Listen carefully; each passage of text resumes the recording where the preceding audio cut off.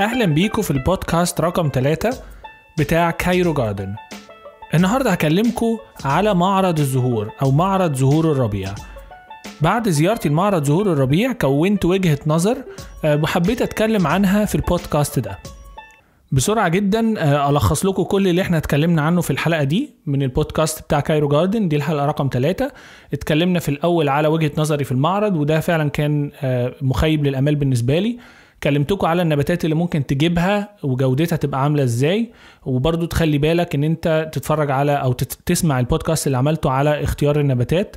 هيقول لك الجودة بتاعت النباتات اللي تجيبها شكلها عامل ازاي وازاي تنقلها والكلام ده كله.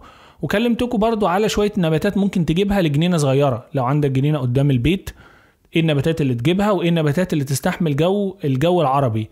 طبعا كل اللي انا اتكلمت عنه ده الجو العربي مش الجو الأوروبي. الجو الأوروبي ليه حاجات تانية ممكن تسألوني عليها في التعليقات وأنا هجاوبكم.